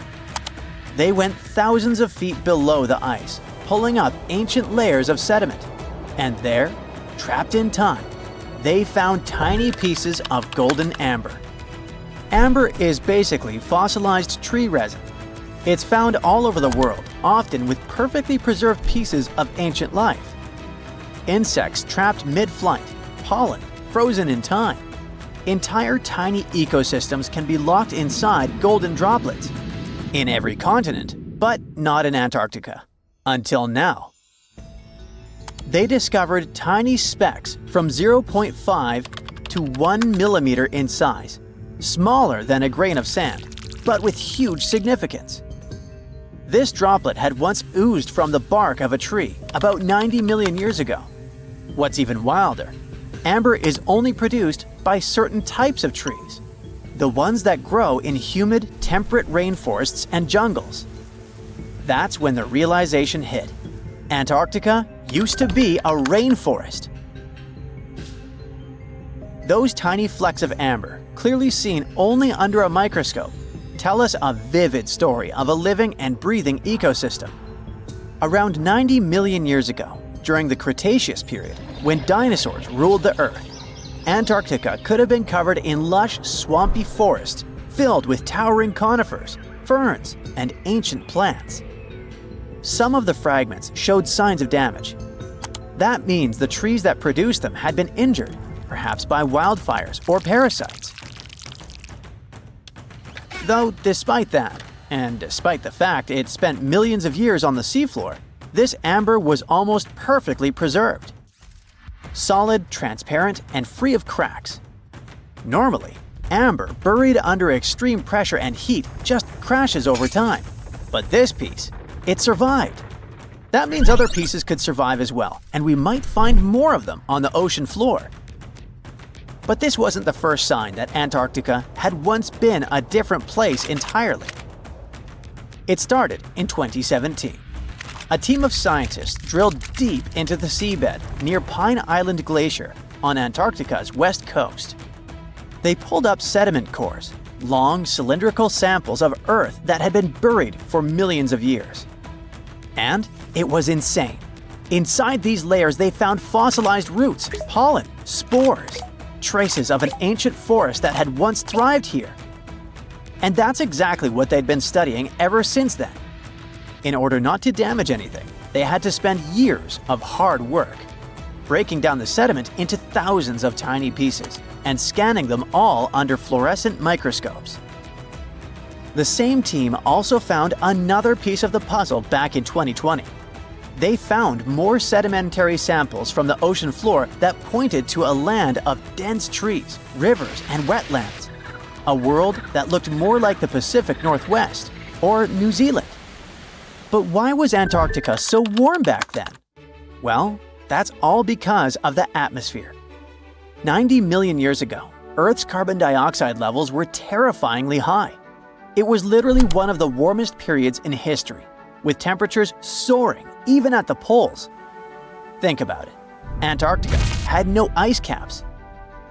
Instead, it could have had buzzing insects and maybe even dinosaurs wandering through its forests. But in order to learn what happened to them, the team has to find more evidence. Antarctica really is a place full of mysteries. It's hard to study because it's covered in snow and ice so much that we don't even know its true shape and size. Some parts of the ice sheet are over 3 miles thick, half the depth of the Mariana Trench, the deepest trench on Earth. Luckily, snow has a great quality. It can freeze things in time perfectly. Layer by layer, year after year, it buries nature's past like a time capsule. Luckily, snow has a great quality. It can freeze things in time perfectly. Layer by layer, year after year, it buries nature's past like a time capsule. At first, fresh snow is soft and shifts easily in the wind, full of air. But as more snow piles on top, it compresses, squeezing out the air pockets and hardening into dense ice. This freezing pressure locks everything inside. It traps ancient plants, animals, and even entire landscapes. And they literally get frozen in time. because the extreme cold slows down decay. It stops bacteria growth, preventing rot, and keeping things almost perfectly intact for thousands, sometimes even millions of years. That's exactly what's going on in Antarctica. Scientists have to literally scan it all the way down this snow in order to find what this place looked like millions of years ago. What they found is an entire lost world buried under miles of ice. It was beneath the thickest ice of East Antarctica, near the Aurora and Schmidt subglacial basins. The weight of the ice has been so immense for so long that it actually protected the land from erosion. Scientists call it the ghost of Antarctica's landscape, and it's nothing like the smooth, flat wasteland seen from above. They found rivers that once flowed freely, now frozen in place, valleys carved by water, even 3 massive, sharply peaked hills. But what are they? To understand that, we need to go even further back in time, to the era when Antarctica was still part of a lost supercontinent. Hundreds of millions of years ago, the land we now call Antarctica was part of Gondwana, an enormous supercontinent that included South America, Africa, India, Australia, and Antarctica all fused together. But as Earth's tectonic plates slowly drifted apart, Gondwana broke into pieces. Antarctica was ripped apart, its land stretched and fractured. The massive ice sheets that formed later covered these broken land masses, preserving them like frozen fossils. As the ice shifted and melted over time, valleys formed, and ancient rivers likely carried water toward a coast that was hundreds of miles away from where it is now. But that's not the only thing Antarctica has hidden. If you stripped away the ice, you wouldn't see a smooth, empty continent. You'd see a super dramatic landscape, towering mountains, deep valleys, even fiery volcanoes. In West Antarctica, at least 138 volcanoes are buried under the ice. One of them, Mount Erebus, is still active. And inside, it has warm volcanic caves where you could walk in a t-shirt. Oh, and if it wasn't weird enough, Erebus is also spewing out gold. Yep, the actual tiny specks of gold from deep within the Earth. Scientists believe this happens because magma, the superheated semi-molten rock beneath the Earth's surface, carries liquid gold with it as it rises.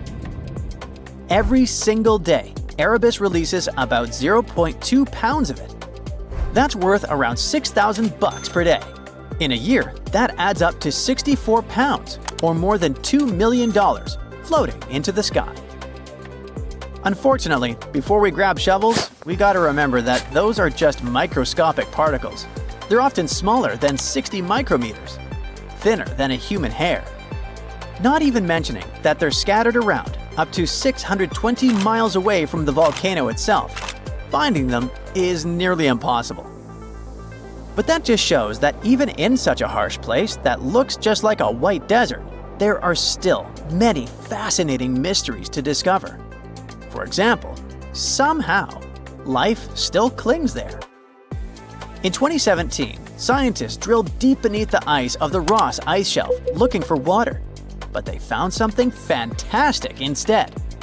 A river hidden beneath 1,640 feet of ice, running through the dark. And inside it, hundreds of tiny shrimp-like creatures. They swarmed around the camera, blocking the lens, welcoming the scientists. In deep caves beneath the ice, DNA evidence has also shown traces of moss, algae, and possibly even unknown tiny animals. So, turns out, even in one of the harshest places on Earth, life finds a way. And who knows what else we'll discover in the South Pole?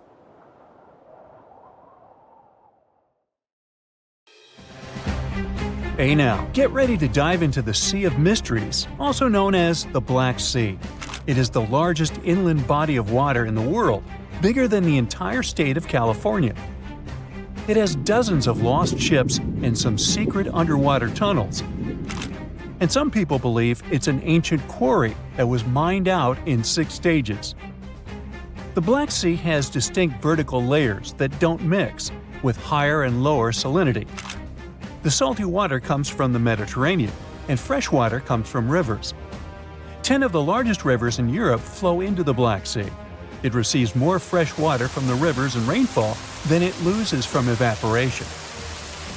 The extra water flows through the Bosphorus into the Marmara Sea.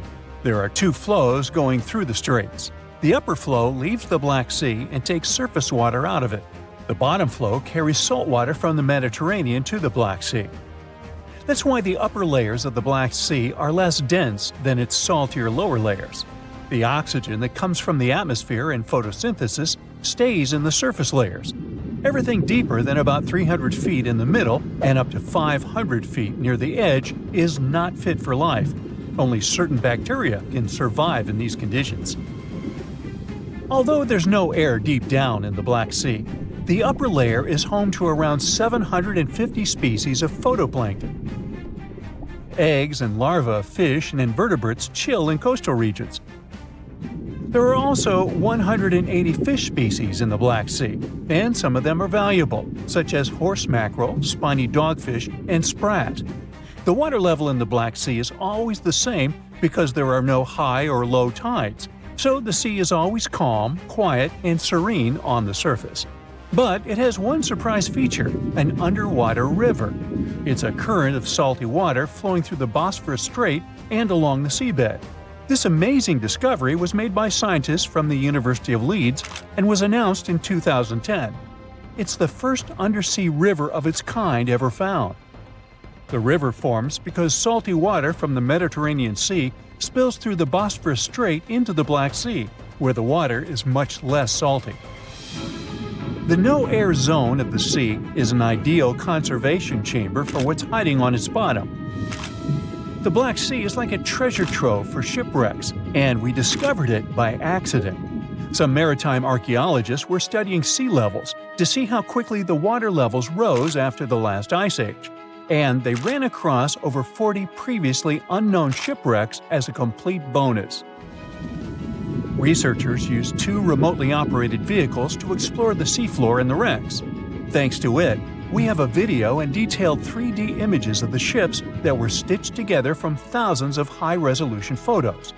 According to the New York Times, some of the standout discoveries among the 44 ships found include a medieval training vessel from the 13th or 14th century. Expedition members nicknamed another ship from the Ottoman Empire the Flower of the Black Sea for its beautiful petal carvings. The team also noticed unusual details on other ships, like coiled ropes, chisel marks, rudders, and other carvings. So far, they haven't announced any plans to excavate the shipwrecks, but the ships might be filled with historical treasures like books, parchments, and documents. It's worth a try to rescue them. The most extraordinary discovery in the Black Sea is what archaeologists believe to be the world's oldest intact shipwreck. It has been lying undisturbed for over 2,400 years. This ancient Greek vessel, 75 feet long, was found with its mast, rudders, and rowing benches all still in place, over a mile beneath the surface. Researchers believe the ship was a trading vessel, like those depicted on ancient Greek pottery, such as the Siren vase in the British Museum. This vase, or vase, dating from the same period, shows a vessel carrying Odysseus past the Sirens. The team took a small piece for carbon dating, and the results confirmed it as the oldest intact shipwreck known to humankind. The fact that it's so elaborate and well-preserved deserves a standing ovation for shipbuilders of the ancient world. Without microbes, worms, or other creatures to eat away the wrecks, it's no wonder the ships are in almost perfect condition. If the Titanic had sunk in these waters, we would have found it in a much better state now, not being eaten by nasty underwater microorganisms. Now, there's an interesting theory called the Black Sea Deluge hypothesis, which suggests a huge flood happened around 7,500 years ago. 2 geologists in the 1990s suggested that at the end of the last ice age, when the Earth's climate was heating up, ice sheets were melting and sea levels were rising. The Black Sea was a much smaller freshwater lake, It was separated from the Mediterranean Sea by a natural dam at the Bosphorus Strait. As global sea levels rose, the Mediterranean overflowed into the Black Sea basin. They suggest the sea level rose by 6 inches every day, flooded coastal settlements, and changed the environment for good. Samples from the Black Sea floor show a sudden shift from freshwater to marine species around that time, which means there was a rapid influx of salt water. Underwater surveys have also found what look like the old shorelines and human-made structures. So, people were living in areas now submerged by the Black Sea. Plus, the timing of this flood matches up with known patterns of human migration into Europe, Asia, and Africa. They also say this flood could be the terrible flood from the story of Noah's Ark. Critics of the deluge theory say the evidence isn't as straightforward as it seems. Some think the transition from freshwater to saltwater in the Black Sea was more gradual than one sudden flood. They're also debating if people left the settlements before they went underwater or as a result. An old chronicle that's been around for about a century says there were 2 underground tunnels starting in what is now Romania and Bulgaria and stretching all the way under the Black Sea to Turkey. Back in the day, peasants used these tunnels to move their flocks of sheep to the Ottoman Empire and countries on the Asia Minor Peninsula. Who built these tunnels and why they run under the sea is a complete mystery. At some point, the entrances to these tunnels were sealed off for national security and were under tight guard. The security forces knew all about these massive tunnels and kept them off limits. In the 1980s, a group of people working on the Danube-Black Sea Canal accidentally found another entrance to these mysterious tunnels. This one was in a cemetery in a town of Romania. Canal workers used it to regularly cross over into Bulgaria. One more cool thing about these 2 tunnels is that some people think they were built thousands of years ago. If you ever try to dig a tunnel under the sea, you'll know how tricky it is even now with all the tech we have. So if the tunnels are really that old, whoever built them was super advanced for their time. Now, there's an urban legend that says that the Black Sea has its own version of the Bermuda Triangle. Fishers describe some wild whirlpool that appears out of nowhere and drags entire flocks of birds, ships, and even small islands under the sea. And once, things got even wilder with a ship that vanished under weird conditions in 1944. It was during daylight, and some black fog with green flashing sparkles suddenly surrounded the vessel. No one has ever seen it since, and no one knows for sure if the story is true. But it sure adds a spooky touch to the mysteries of the Black Sea. It's like archaeology woke up recently and decided to spice up the news with its history-changing discoveries. From unearthing dinosaur fossils in peaceful Iowa to translating bad news from ancient Babylonian texts, history is revealing its secrets like never before. When Mount Vesuvius erupted in 79 CE, it froze the town in time. Some of the most famous discoveries were heartbreaking, like a mother wearing a golden bracelet, holding her child, or 2 sisters hugging in fear. At least that's what scientists thought. In 2024, advanced DNA tests shattered these long-held beliefs. The mother from the House of the Golden Bracelet was actually a man wearing a fancy 30-carat bracelet, and the child wasn't even related to him. As for the 2 sisters, DNA revealed one was actually a man, while the other remains a mystery. Some speculate they were lovers, but the truth is still buried in time. Speaking of rewriting history, another shocking revelation comes from ancient Babylon. Recently, archaeologists translated 4,000-year-old texts that turned out to be heralds of terrible news. These specific texts that were translated are believed to be from Sippar, a city near the Euphrates River in modern Iraq. They talked about lunar eclipses, which is when the Earth's shadow blocks the moon, and for ancient Babylonians, these were warnings. Eclipses could mean everything from floods and famines to chaos in the kingdom. But here's the interesting twist. Babylonians also came up with clever ways to cancel these bad omens, like calling in priests to perform rituals, or consulting oracles for advice. These ancient astrologers took their job seriously since it wasn't just about stargazing, it was about keeping the kingdom safe.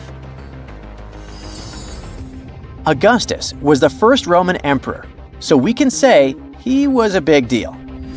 Archaeologists have already found ruins of the villas where he partied, but now they think they've found his final resting place. In a place near Naples, they've found an old structure buried under a villa. They found the equivalent of a modern heating system, something that was probably used to draw warm baths. They also found shelves filled with ancient jars, suggesting the site later became a temple. They're still not sure this was Augustus's last home, but if confirmed, this would be a big deal for world history. While ancient Rome is surprising us, the famous Nazca lines in Peru are also revealing hidden details. These massive geoglyphs, created thousands of years ago, have only been partially studied until now. Scientists trained artificial intelligence to help them scan 243 miles of terrain. With AI's help, they identified over 300 new motifs, including llamas, stick figure people, and strange heads. The algorithm, originally developed to decode charred scrolls from Mount Vesuvius, has doubled the number of known glyphs. The past is getting a serious digital upgrade. Meanwhile, in Bulgaria, archaeologists made a surprising discovery in a place few would expect: a sewer. In 2024, researchers unearthed a nearly intact 6.8-foot-tall marble statue of Hermes, the Greek god of travelers and trade, hidden beneath layers of soil. Experts believe it was placed there for safekeeping after an earthquake in 383 CE damaged the city's infrastructure. At that time, paganism was declining and Christianity was rising as the Roman Empire's official religion.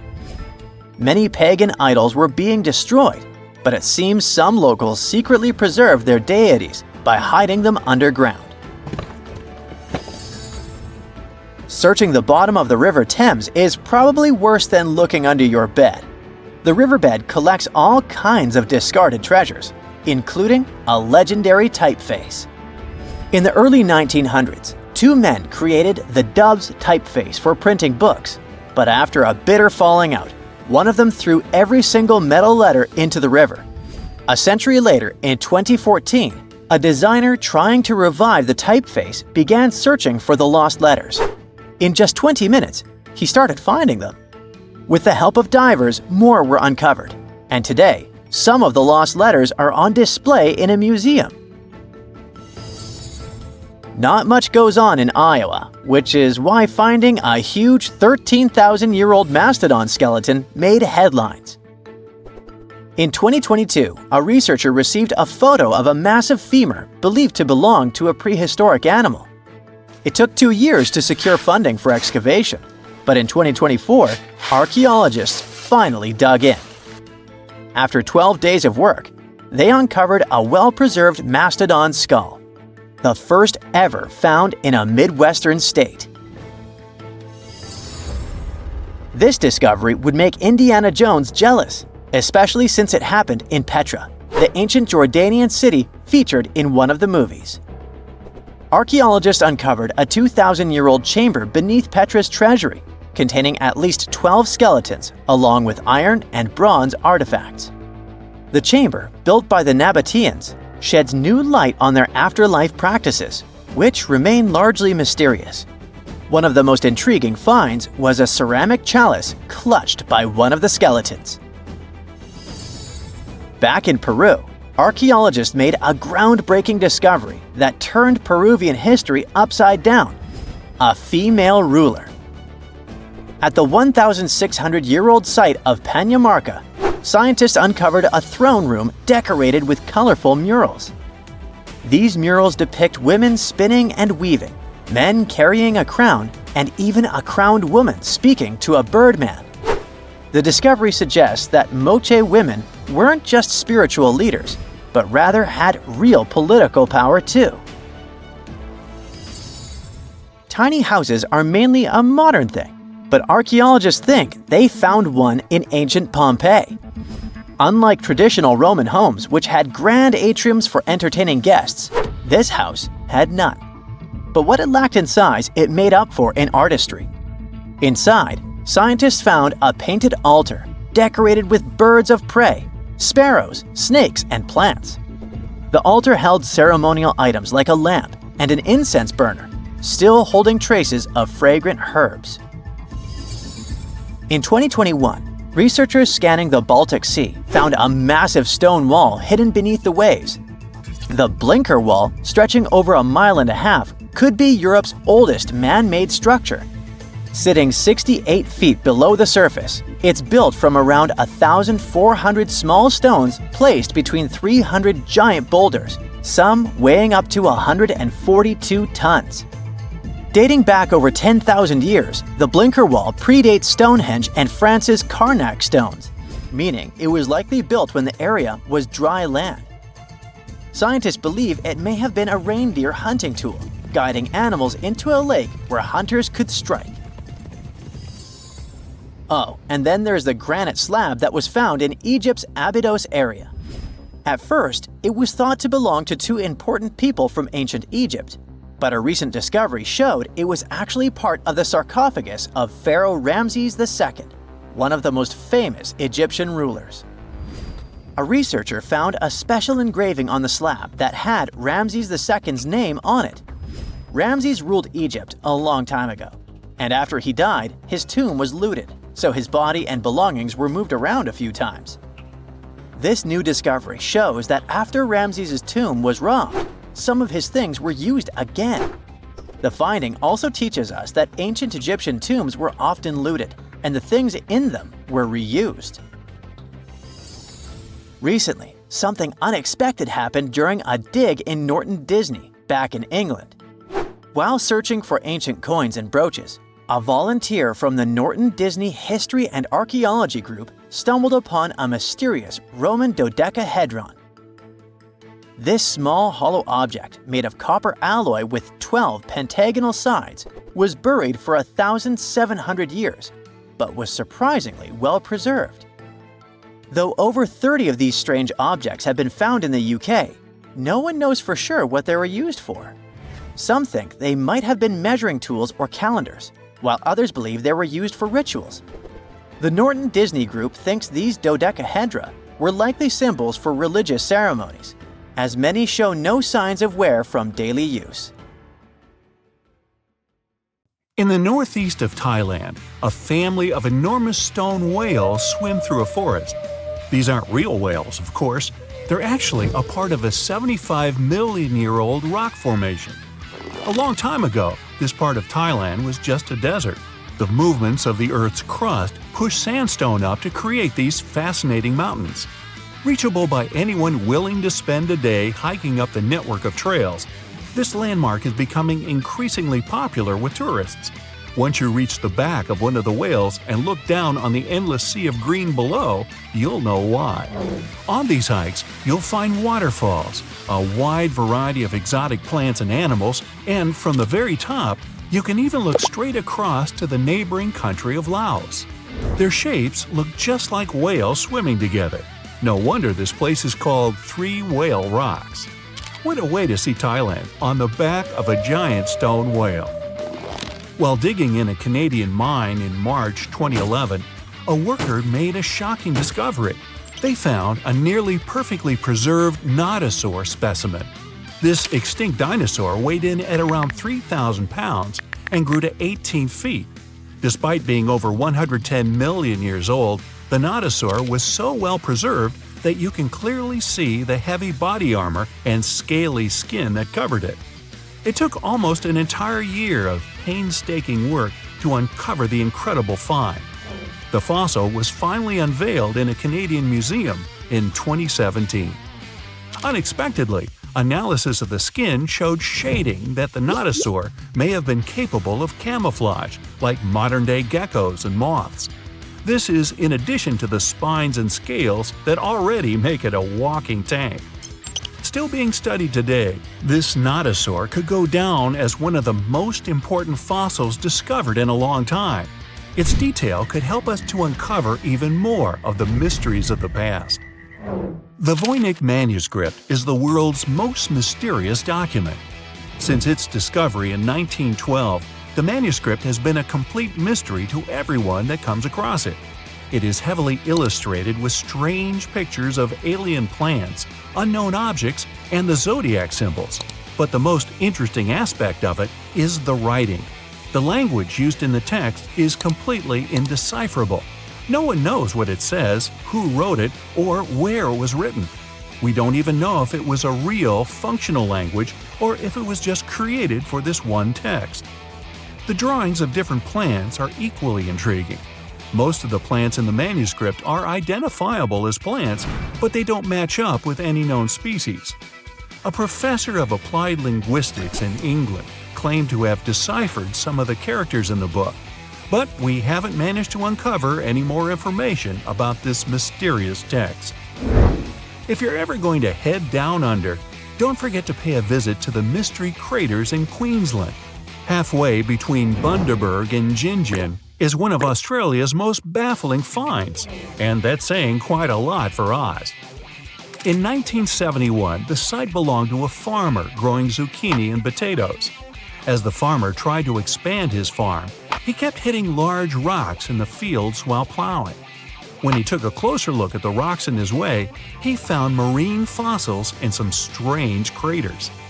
The farmer passed his finds on to geology professors, who set out to research the formations. When the geologists began digging around the area, they uncovered a huge layer of sandstone and ochre stain that was completely covered with craters. There were 35 craters in total, and the layer of rock is estimated to be around 25 million years old. The scientists studying this mystery believe that hot springs, former ocean activity, and meteors are the prime suspects behind the craters. And I'd like to know about the characters who named those towns Bundaberg and Gingin. What fun names! Now, the Antikythera Mechanism is an ancient computer of sorts that's still baffling scientists with its extraordinary design. Around 2,000 years ago, a Greek ship sank off the coast of the island of Antikythera. The wreckage was discovered in 1900, and divers salvaged some of its ancient artifacts. When archaeologists started sorting out the discoveries from the wreckage, they came across an object that didn't seem to fit with anything else. The wreckage was ancient, but they found an incredible device that seemed far too technologically advanced. The machine functioned as a calculator, allowing its user to follow time, the movement of stars, eclipses, moon phases, and even countdowns to events like the Olympics with amazing precision. This level of technology is almost impossible to explain coming from an ancient Greek wreckage. No mechanism would come close to the machine until the 14th century, when geared clocks began to be built in Europe. How was the device created so long ago, 1,400 years before its time? Could the sinking of the Antikythera and the loss of the calculator have held the development of technology back by hundreds of years? Meanwhile, the Caucasus Mountains near the Black Sea are one of the few areas of Europe that haven't experienced much human impact, even though most white-skinned people in the world are referred to as Caucasians. Despite this, archaeologists have found many ancient megalithic structures in the area. The house-like structures, known as dolmens, contain jewelry, bronze tools, and assorted pottery. Archaeologists don't know who built them, why they built them, or what their true purpose is. The stones were either two stones held together by a large stone as a roof, or smaller stones stacked as walls with a hole only on one side. There have even been stone plugs found that to seal whatever is inside. What's even stranger about these stone formations is that they aren't just found in the Caucasus. They're found all over the planet, in Australia, South Korea, Colombia, Africa, and even France. Their purpose is unknown, so all scientists can do is speculate. The discovery of the tomb of the first emperor of China in 1974 is well documented. Who could forget the finding of 8,000 terracotta warriors protecting the entrance? Most of the statues are warriors, each with their own unique facial expressions. There are even full-size terracotta horses and chariots too, just for extra protection. What isn't well known is that some areas of the tomb haven't ever been entered yet. Archaeologists are very reluctant to open the site because the whole area is unstable. There might be something amazing inside, but no one wants to risk losing an amazing piece of history. Eventually, researchers will send tiny robots into the unopened tombs to give a better idea of what's inside. Until then, archaeologists have to wait a little bit longer for the secrets. In southern Costa Rica, people have discovered a collection of mysterious stone spheres. There are over 300 scattered around the landscape, and some are almost 7 feet across. No one knows their purpose or how they were produced. One thing we do know is the material they were made from – gabbro, a volcanic rock. Carving the stones into their perfect spherical shapes would have taken a lot of time and effort.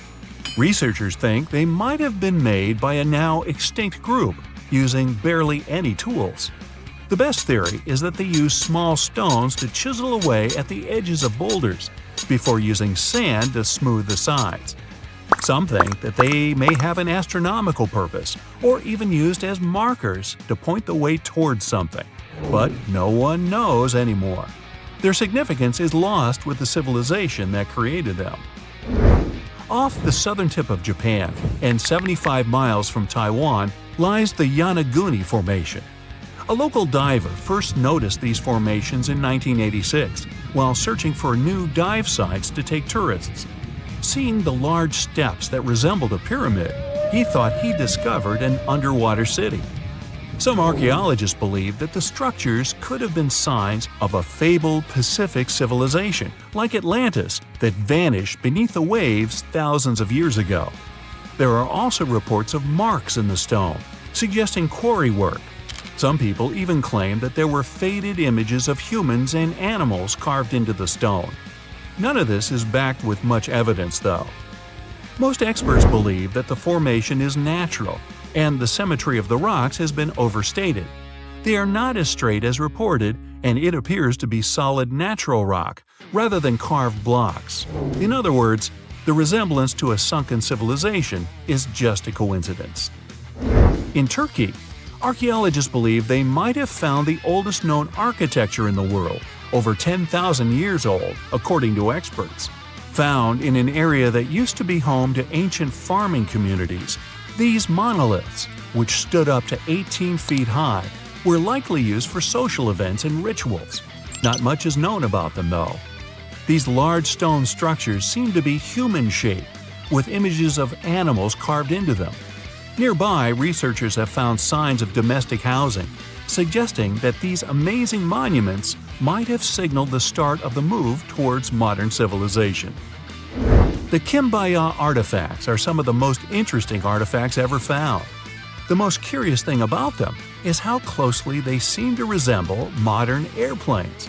They're so aerodynamic that modern scientists believe they might even be able to be used as blueprints for a functioning aircraft.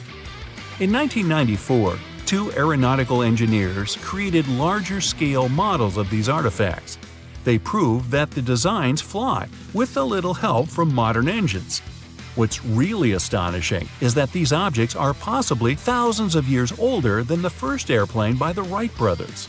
Just another one of our world's fascinating mysteries.